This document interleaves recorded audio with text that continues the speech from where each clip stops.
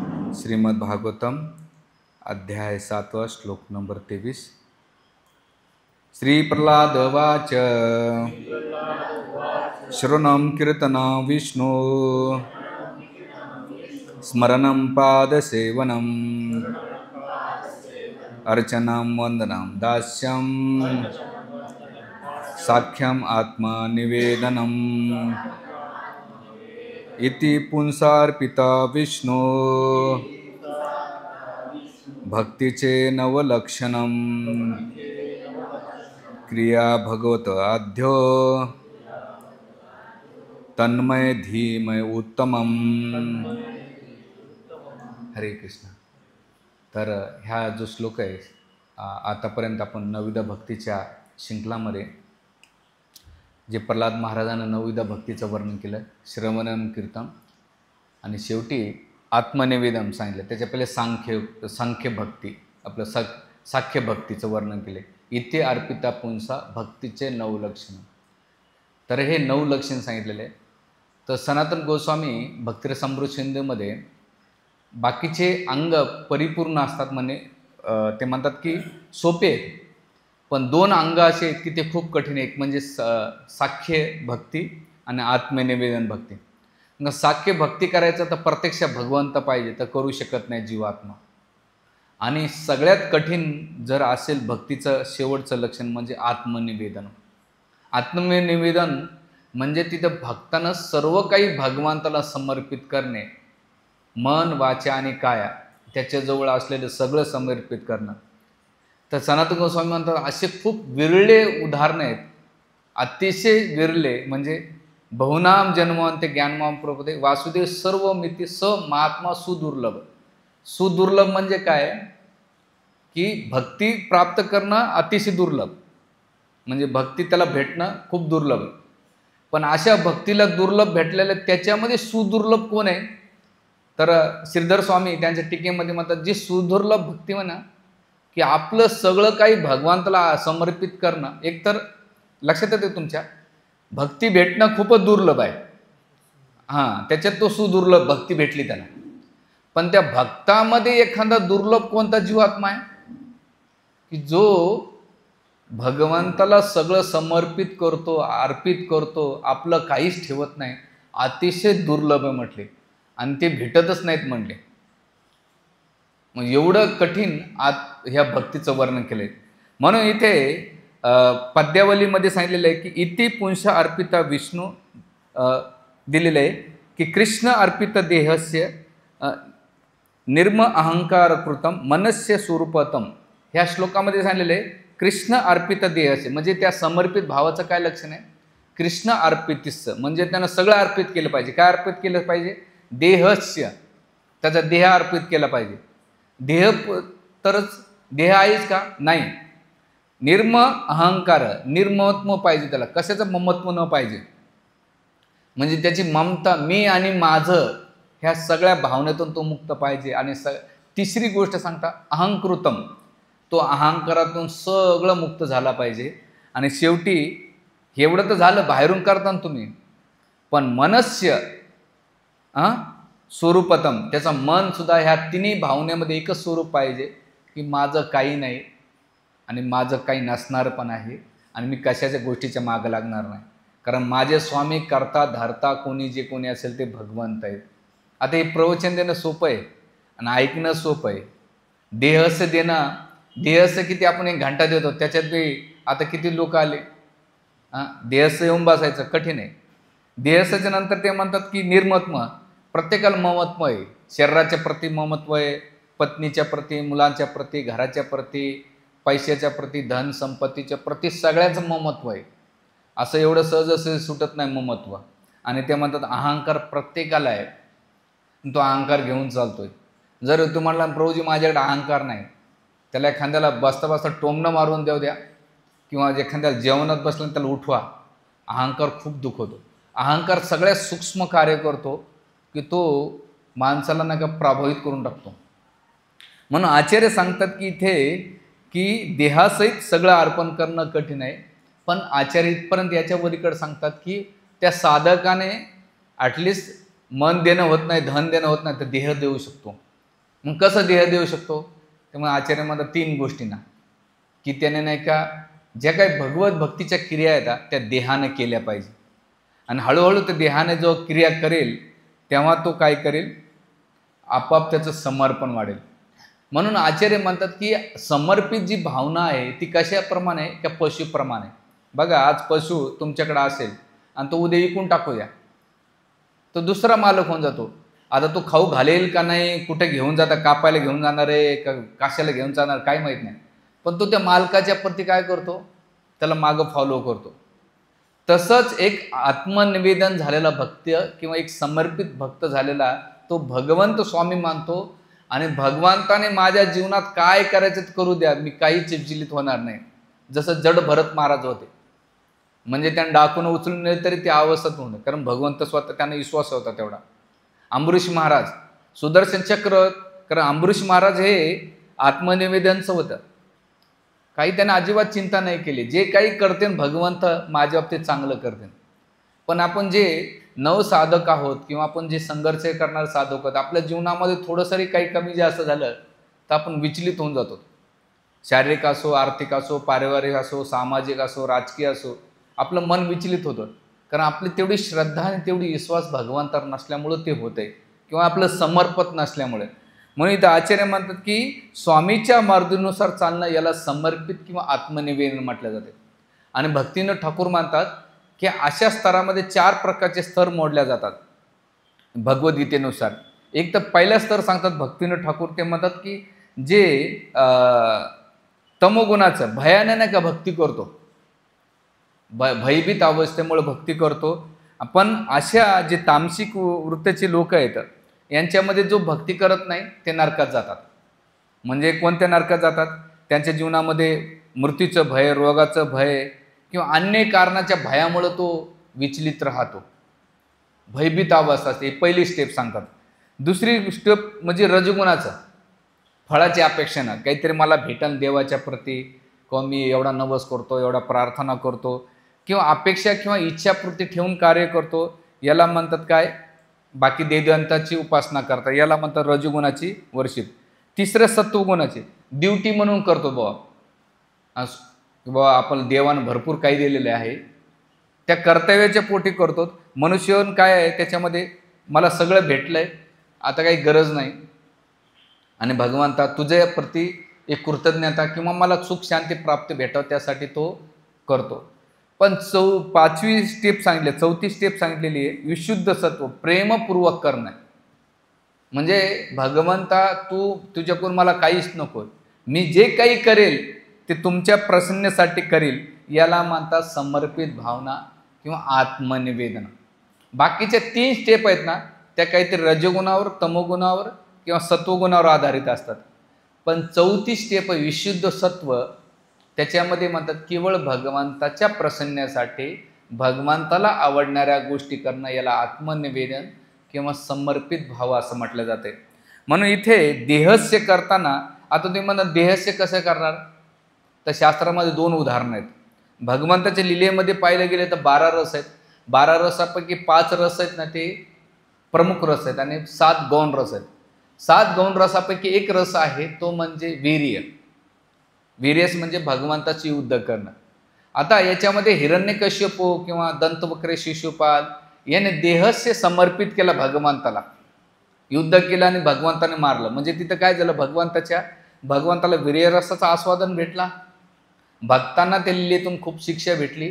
पण भक्तांचा काय भाव होता की माझं विरुद्ध का असे ना, मी शत्रुत्व जरी स्वीकारलं तर हे शत्रुत्व कशासाठी, तर भगवंताला प्रसन्न करण्यासाठी होतं. म्हणून भीष्मदेव जर पाहिले गेले तर ते भगवंताचे अनन्य भक्त होते, 12 माजेंपैकी एक होते. का बरं कौरवांच्या बाजूला राहिले होते, त्यांनी भगवान कृष्णांचा मनोभाव जाणला होता की भगवंताची इच्छा होती की पितामह तुम्ही त्या साईडला थांबा, तुम्ही जर ह्या साईडला आले, त्यांना माहीत नव्हतं का धर्म काय अधर्म काय, सगळं काही माहीत होतं. पण हे जे आसुरी वृत्तीचे लोक आहेत त्याचा सहार करता येणार नाही. त्यामुळं माझा भाव जाणून तुम्ही काय करा, त्या साईडला थांबा.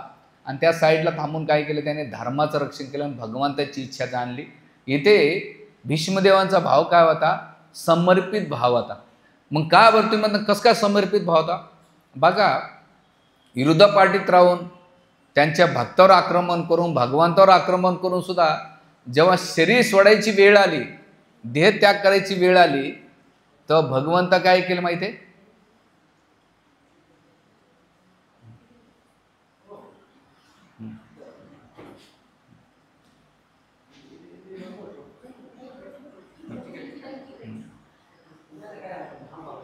हां, जेव्हा देहत्याग करायची वेळ आली तेव्हा भगवंत स्वतः पितामह भीष्माच्या समोर थांबले, त्यांना येऊन दर्शन दिलं आणि देहत्याग. म्हणजे याचा अर्थ काय की भगवंताने पितामह भीष्माचं समर्पित भाव किंवा आत्मनिवेदन स्वीकारलेलं होतं. तसंच इथे पहिलं उदाहरण आहे हिरण्यक्ष किंवा वरादेवाचं. दुसरं आहे देहस्य यशोदामाईचं. यशोमाई दंड द्यायची, त्यांसाठी सकाळपासून संध्याकाळपर्यंत कार्य करायचे. आणि हे दोन्ही जर पाहिलंय, एक दोन्ही रसाचं, एक म्हणजे वात्सल्य रसाचं आहे आणि दुसरा आहे वीर्य रसाचं आहे. पण दोघांचा भाव काय होता? देहस्य भगवंताला समर्पित करणं. तर त्याच प्रकारे जो साधक असतो त्या साधकानं देहस्य भावनेत नाही का येणे प्रकारे तो भगवंताच्या प्रसन्नतेसाठी कार्य करतो. मग आता आपण जे साधक आहोत, आपण पण आपल्या स्तरावर भगवंताच्या प्रसन्नतेसाठी कार्य केलं पाहिजे.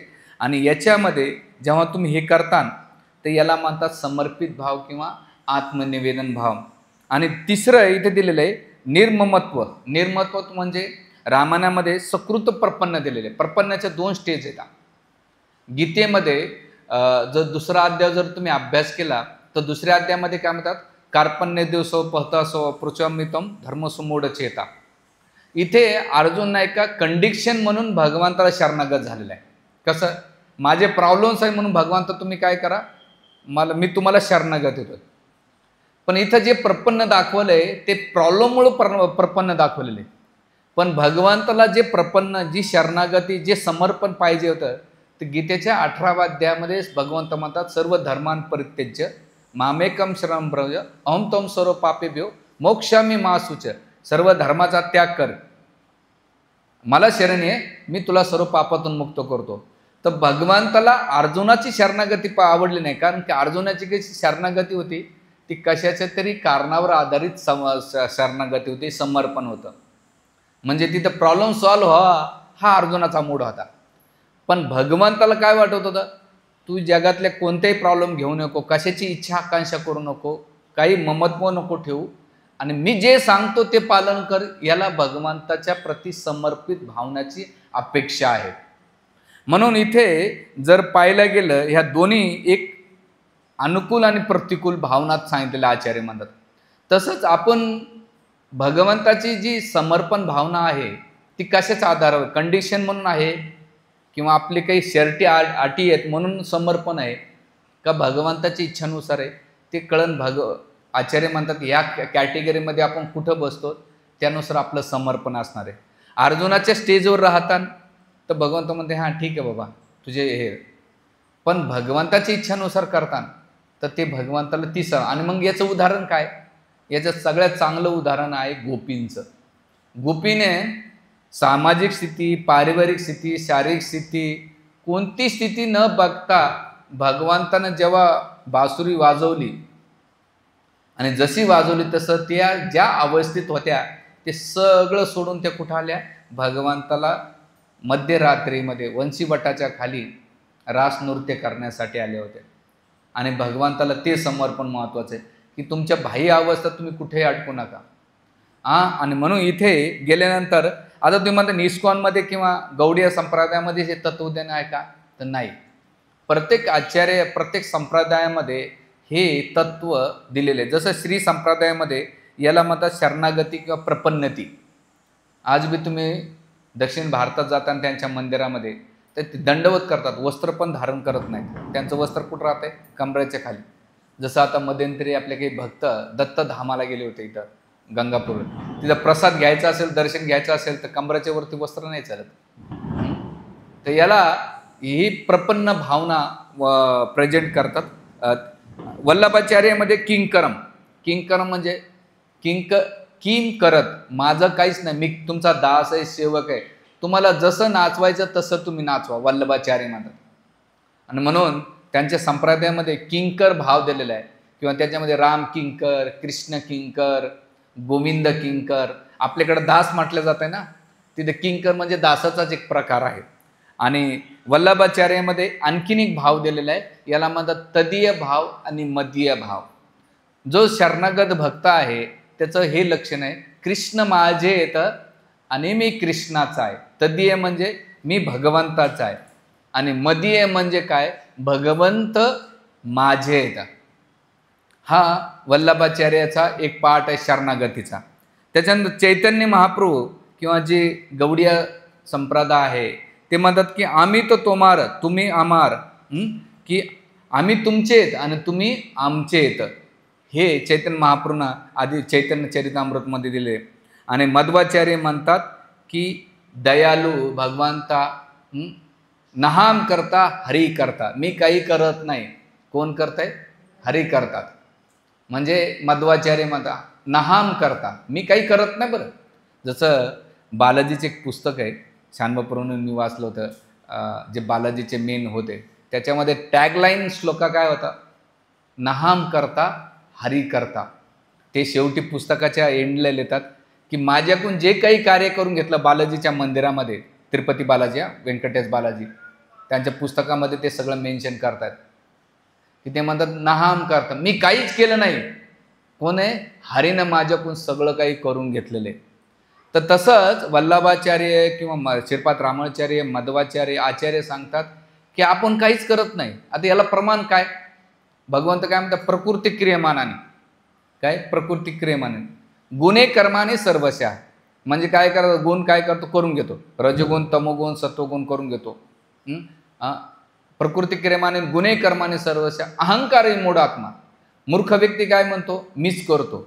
तसं नाही, तर भगवंत आपल्याकडून करून घेतात. किंवा जे भौतिकवादी लोक असतात त्यांना प्रकृती करून घेते, आणि जो भक्ती करतो तर भगवंत त्याच्याकडून ते करून घेतात.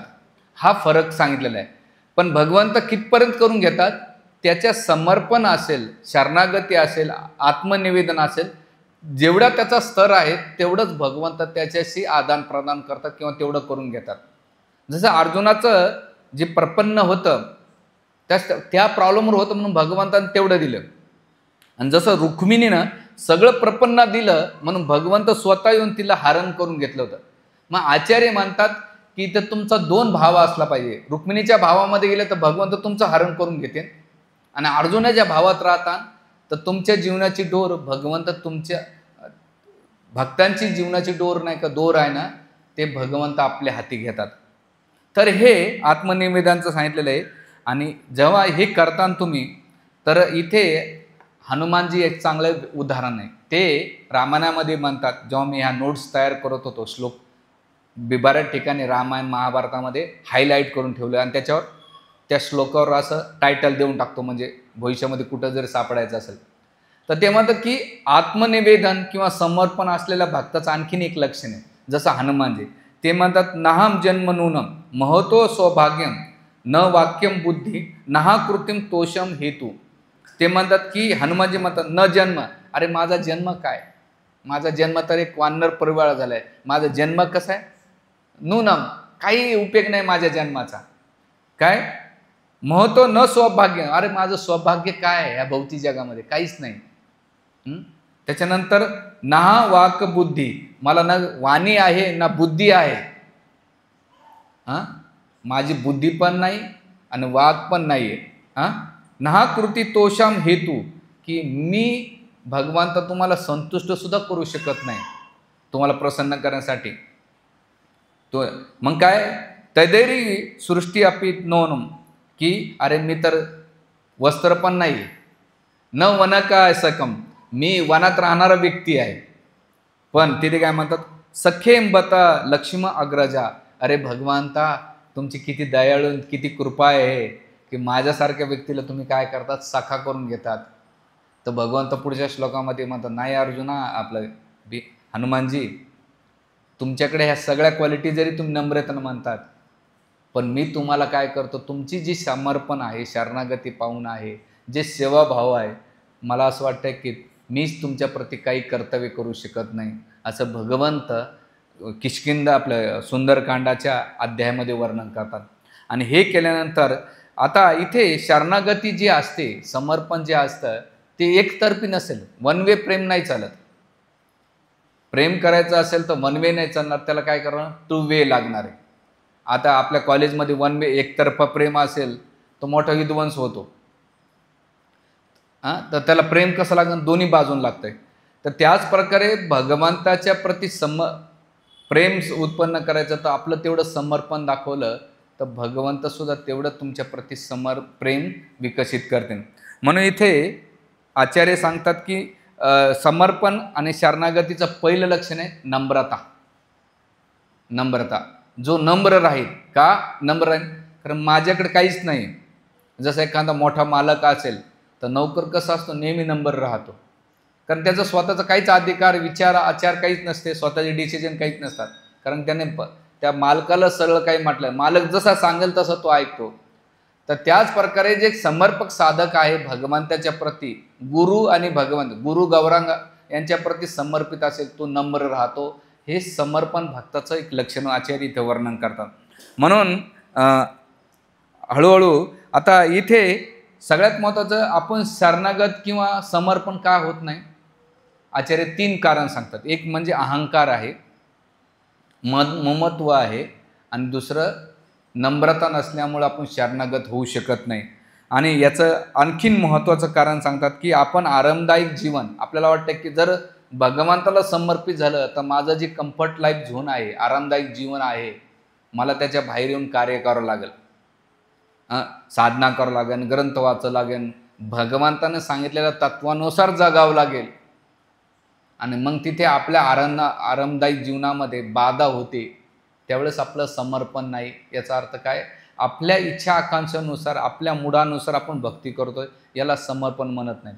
आचार्य म्हणतात, एक राधेश्याम प्रभू त्यांच्या प्रवचनामध्ये म्हणतात की जो समर्पित भाव भक्त असतो ना, तो कृष्णाची आणि गुरुची वाणी खाली कधीच पडू देत नाही. तो काय करतो, कृष्ण त्यांच्या गुरुच्या माध्यमातून सांगतात. कृष्ण 2 प्रकारे सांगतात, एक भगवद्गीतेच्या माध्यमातून सांगतात, शास्त्राच्या माध्यमातून, आणि दुसरं गुरुच्या वाणीतून सांगतात.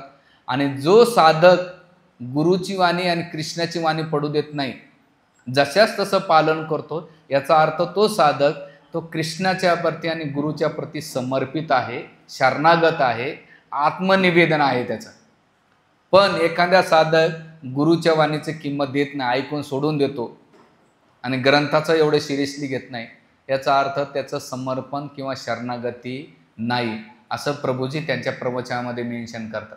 मी जेव्हा पहिल्यांदा हे ऐकलं तर म्हणलं यार, किती असा गूढ सिद्धांत प्रभूजी देत आहेत. मग इथे जर पाहायला गेलं तर आपण आता हळू जेव्हा आपण गुरुची हे पालन केलं, गुरु आणि कृष्णाची वाणी जर पालन केली, तर हळूहळू तुमच्या जीवनामध्ये आत्मसाक्षात्काराचं एक गोष्टी तुम्हाला रिलाइज होत जाते.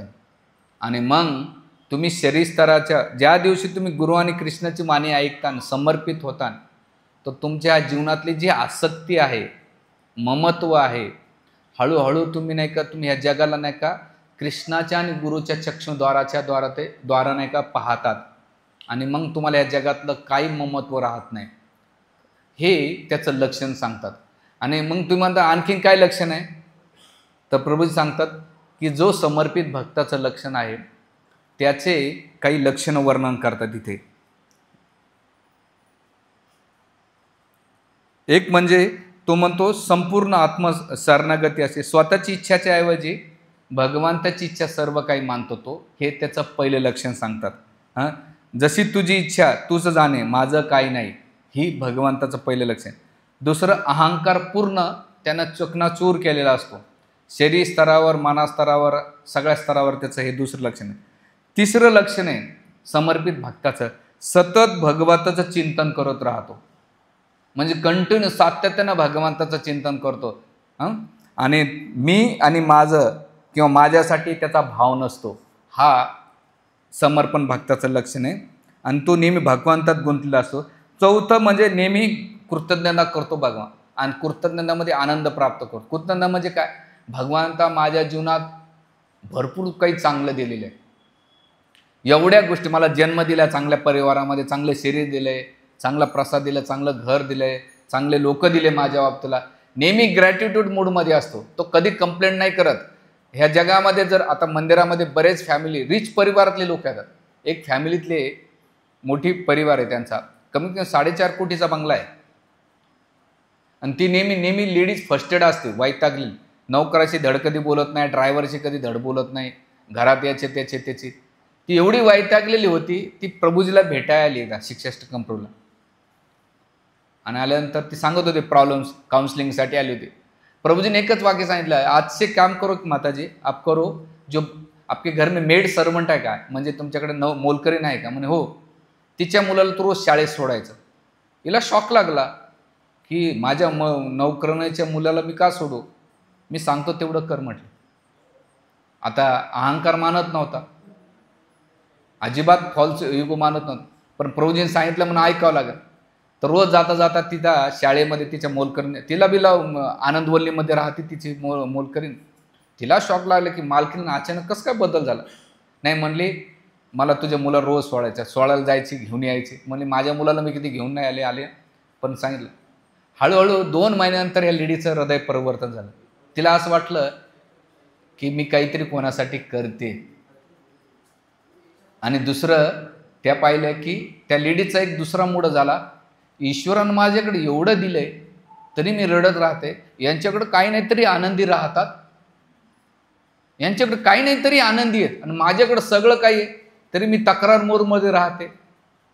म्हणजे त्या दिवसापासून ती नेहमी भगवंता कृतज्ञता ग्रॅट्युटी व्यक्त करत होते की भगवंता तू मला सर्व काही दिलं. आणि जे सगळं असून रडत राहतात ना, ते मी दुःखी राहतात. पण ज्यांच्याकडे काही नाही आहे आणि भरपूर काही दिले, जे काही दिले त्याच्यामध्ये आनंद प्राप्त करतात. हे समर्पित भक्ताचं एक लक्षण सांगतात आचार्य. 5वी गोष्ट आहे, लोभ, राग, मोह याच्यावर तो विजय प्राप्त करतो. राग का तो असा भडबड करत नाही, चिडचिड करत नाही, कोण्या गोष्टीचा लोभ पण राहत नाही त्याच्यावर. आणि सगळ्यात म्हणजे मोह, मला ही गोष्ट भेटलीच पाहिजे अशा त्याच्या मागं लागत नाही. कारण का, त्याचं जीवन स्वतःसाठी नसतं, तर मोह कोण्या गोष्टीचा येणार आहे. शिक्षाष्टकम एक वाक्य सांगतात ना, न जीने का लालच न मरने का डर. हे स्टेटमेंट भारी आहे बरं ऐकायला, पण प्रॅक्टिकल जीवनात अजिबात नाही. आता पाऊस येताना बघा ना, आपण 4 व्हीलरमध्ये आलो, छत्र्या घेऊन आलो, 2 थेंपट लागू देत नाही. न जीने का लालच न मरने का डर. तर का बरं माहिती आहे का? कारण त्याला माहिती आहे भक्ती केल्यानंतर, हे शरीर सोडल्यानंतर भगवंत धामात जायचंय. तर इथं भक्ती करतो आणि हे भक्ती, हे शरीर सोडल्यानंतर तिथं पण भक्ती करायचं, म्हणून मूर्तीचं भय नसतंय. हे वाक्य आपण का म्हणू शकत नाही? कारण आपली लालच एवढी आहे जगण्याची आणि मरण्याची एवढी भीती आहे, तर हे सोपं नाही. म्हणून हे सांगतात. आणि 6वी गोष्टी आहे, 6व्यामध्ये दुसऱ्यामध्ये भगवंताला पाहणे. प्रत्येक ठिकाणी सर्वभूतेषु, सगळ्या ठिकाणी तो भगवंताला पाहतो. हे समर्पित भक्ताचं लक्षण. कारण की तो स्वतःचा अहंभाव सोडल्यानंतर तो सगळीकडे भगवंताला पाहण्याचा दृष्टिकोन भेटतो. आणि 7वं म्हणजे कर्म करताना निष्काम भाव राहतं. त्याच्यामध्ये काय राहतंय, मी जे काही कार्य करणार आहे ते माझ्यासाठी करत नाही. बायको, लेकरं, मुलं बाळ माझे नाहीत, कोणाचे आहेत? जगन्नाथ बलदेव सुभद्रा मैयाचे आहेत. मी नोकरी कोणासाठी करतोय? त्यांच्यासाठी करतो. पैसा त्यांच्यासाठी. जे काही खातो पितो झोपतो ते कोणासाठी करतोय? कृष्णासाठी करतो. याला म्हणतात समर्पित भाव. हे सोपं आहे बरं. आता जाता जाता तुमच्या गाडी म्हटलं, प्रभूजी 1 दिवस 2 गाड्या द्या मला, ते म्हणा प्रभूजी उद्या ऑफिसला जायचं आहे, इकडं जायचं, तिकडं जायचं. तर याचा अर्थ काय, आपल्याला आध्यात्मिक जीवनामध्ये खूप उन्नती करायची. आणि हे 6 जेव्हा करेल आपण, तेव्हा आपण हळूहळू जे समर्पित भाव आहे, भक्तिविनोद ठाकूर शेवटचे 6 लक्षण सांगतात याच्यामध्ये. ते म्हणतात अनुकूल्यस्य संकल्प प्रतिकूल्यस्य वर्जनम. जे कृष्णासाठी अनुकूल आहे ते काय करा. आता तुम्ही म्हणतात समर्पित भावताचे लक्षण काय? कृष्णासाठी जे अनुकूल आहे, 16 माळाचा जप, 4 नियमाचे पालन, आणि त्यांच्या ग्रंथाचं अध्ययन करणं हे म्हणजे विशेष करून सकाळचा जो कार्यक्रम आहे अनुकूल्यसे संकल्प प्रतिकूल्यसे वर्जनम, कृष्णाला समर्पित आहे ना, कृष्णाची जी अपेक्षा आहे, गुरुची अपेक्षा आहे ना, मग ते म्हणतात प्रतिकूल्यसे वर्जन म्हणजे काय, 4 नियमाचं पालन करणे आणि जे वर्जित नियम आहेत ते टाळणे, आपल्याला जे भगवत भक्तीचे तत्व दिलेले काटेकोर पालन करणे हे प्रतिकूल्यसे वर्जन. रक्षिती इति विश्वासो, हे भगवंतावर एवढी श्रद्धा पाहिजे, एवढे विश्वास पाहिजे की भगवंत माझं रक्षण करतील. जी काही अवस्था ठेवतील भगवंता, जसं आमचे एक भक्त आहेत त्यांच्याकडे राधा पार्थ सारथी, त्यामध्ये प्रभुजी हमारे जीवन की डोर राधा पार्थ सारथी चला, ते पता भी नाही चलता. तर हे भगवंतावर विश्वास. आता मी एका ठिकाणी प्रवचनाला जातो, ते एका भक्ताला कॅन्सर झाला, म्हणजे ते खूप सिरियस भक्त आहेत, अजून ती काही गोष्ट ओपन नाही केली. कॅन्सर झाल्यानंतर डॉक्टरनं सांगितलं की ऑपरेशन केलं तर आता तेवढे ह्या गोष्टीला 6-7 वर्ष झाले आणि आत्ता मला मागच्या आठवड्यात कळलं. मला शॉक लागला की अरे बापरे. ते म्हणजे प्रभूजी जेव्हा वारंवार मी गोष्टीचं स्मरण करतो ना, मला भीती वाटते, पण मी आता जसं सत्संगाला आलो आणि कृष्णावर सोडलं नाही, माझ्या जीवनातलं भयच निघून गेले, भयच निघून गेले. मी रोज 16 माळा 20 माळा करतो, भागवतम वाचतो दिवसभर, भगवंताची वर्शिप करतो आणि ऑफिसला पण जातो. जे काही भगवंत करतील मी बिंदास जगतोय. जे काही माझ्या जीवनात डिसिजन होतील ते राधा मदन गोपाळ डिसिजन घेतील. 2 मुलं आहेत त्यांना, किती. आणि मला असं वाटलं बापरे, एखाद्याला कॅन्सर डिटेक्ट जरी झाला तर माणूस घाबरून जातो, सगळे दुनियादारी घेतो. आतापर्यंत त्याने घरात कोणाला, बायकोला आणि त्याच्या मुलालाच माहिती आहे, बाकी कोणालाच माहीत नाही. म्हणजे इथे हे दिले रक्षिती इतिहास, भगवंत काही जे करतील, जसं अमरीश महाराज, आता ते उदाहरण आपल्यासाठी खूप मोठे आहेत. अमरीश महाराज, ध्रुव महाराज, प्रल्हाद महाराजांच्या जीवनात एवढे संकटात टाकलं, कारण समर्पित भगवंता जे काही करतील ते करतील. हे झालं. गोतृप्ते वर्णम यथा 34 सांगितलेले, भगवंत माझे माता पिता रक्षक आहेत, जे काही करते ते भगवंत करते. आत्मनिपेक्षण, माझी काही इच्छा नाही भगवंता तुझ्या वाचव, हे आत्म. आणि सगळ्यात कार्पण्य षडविधी शरणागती, म्हणजे कार्पण्य म्हणजे काय, नम्रता. जसं शरणागत भक्ताचे लक्षण, जसं एखाद्या संत्र्या मोसंब्याच्या झाडाला तुम्ही कधी पाहिलं असेल तर फळांमुळं काय होतं, ते झाड वाकल्या जाते, वाकते. आणि ज्या झाडाला फळं नसतात ना, ते झाड आहे ना ताईट बांबूसारखं राहते. तसं समर्पित भक्त नेहमी नम्र राहतो. तू कधीच असा रागीट करणं, द्वेष करणं, ईर्ष्या करणं किंवा छोट्या छोट्या गोष्टीसाठी चिडचिड करणं, पद पाहिजे, मान अपेक्षा काही ठेवत नाही. हे नम्र भाग. म्हणून आपण आपल्या साधना भक्तीमध्ये, म्हणून राधानाथ महाराज म्हणतात, कारण भक्तानं तुर्नादपी सुनेचे ना तरुरूपे सहिष्णा अमानीनं मान देणं कीर्तनीय सदारी, हे आणि सगळ्यात शेवटी म्हणतात की दीनता. दीनता म्हणजे नम्रतेचंच लक्षण आहे. आणि ही दीनता कशी होईल, तर षडगोस्वामीच्या पदचिन्हावर चालून श्रील प्रभुपादाने जी आपल्याला नियमावली दिलेली आहे त्याच्या पदचिन्हावर आपण चालतो, तर आपोआप एक दिवस आपल्याला समर्पित झालं पाहिजे. आणि आज जरी आपण नाही झालं तर मृत्यूच्या वेळेस आपल्याला समर्पण व्हावंच लागेल. मृत्यूच्या रूपात सगळं काही भगवंत काढून घेतात, एकही गोष्ट आपल्याकडे ठेवत नाही. आणि ती विरक्ती, ते वैराग्य, 2 गोष्टींमुळे साधना करून, साधूच्या संगतीत राहून, ग्रंथाचं अध्ययन करून, आणि हळूहळू जेव्हा तुम्ही सराव करताना, अभ्यास करताना, तर ही जी आत्मनिवेदन भक्ती आहे, शरणागती, समर्पण आहे, तेव्हा आपल्याला एक दिवस प्राप्त होईल. आणि जेव्हा आपलं समर्पण होईल तर निश्चितपण, जसं अमरीश महाराजाचं भगवंतानं रक्षण केलं, प्रल्हाद महाराजांचं भगवंतानं रक्षण केलं, प्रभुपाद जेव्हा अमेरिकेत गेले, कुठं जायचं काय जायचं काय माहीत नाही, तर भगवंताच्या प्रती एवढं समर्पित होते. त्यांना हार्ट अटॅक आला, एखादा मग हार्ट अटॅक आला तर म्हणे हॉस्पिटल बघू द्या, जाऊ दे वापस इंडियामध्ये, नाही, पूर्ण होतं, काही नव्हतं. भगवंताच्या प्रती जेवढं शरणागत झालं तेवढं भगवंताने त्यांना यश दिलं. तसं साधकाने आपल्या जीवनात जेवढी समर्पण भावना दाखवली, गुरुच्या प्रती, गुरुचे आदेश पालन करणे, जे काही तुमचे दीक्षागुरू शिक्षागुरू आहेत त्याचं तुम्ही आदेशाचं पालन केलं, तर हे पण आपल्या भक्तीच्या स्तरावर एक दिवस भगवंताला आपलं स्मरण होईल आणि निश्चित आपल्याला भगवंत आपलं रक्षण करतील. हरे कृष्णा कृष्णा कृष्णा हरे हरे, हरे राम राम राम